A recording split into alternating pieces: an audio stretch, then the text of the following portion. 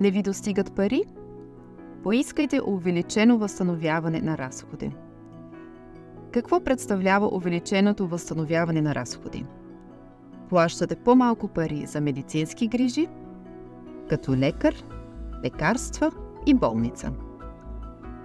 Плащате по-малко пари за транспорт, като влак, трамвай и автобус.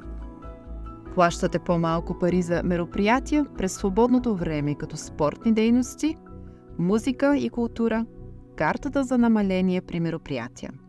Освен това, плащате по-малко пари за лични разходи, като нафта за отопление на вашия дом, данъци, телефон и интернет. Как получавате увеличеното възстановяване на разходи? Получавате издръжка от ОСМВ, не е нужно да правите нищо. Не получавате издръжка от ОСМВ, кандидатствайте за него в здравната каса.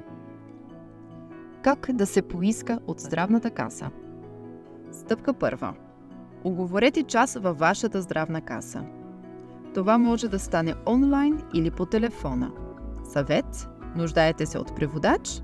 Попитайте за това в здравната каса. Стъпка втора.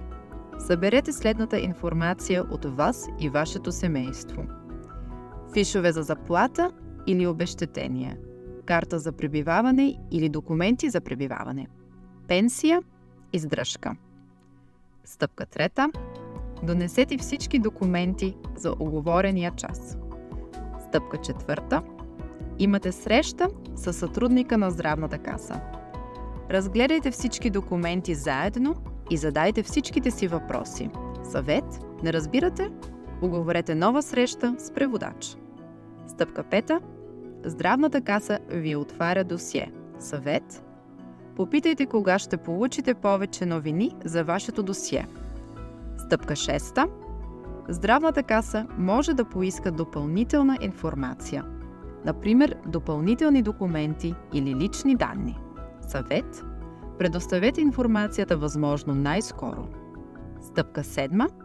Вашето досие е готово. Стъпка 8. Елате при Амал възможно най-скоро. Съвет: не забравяйте да ни посетите в рамките на 3 месеца. Желаем ви успех!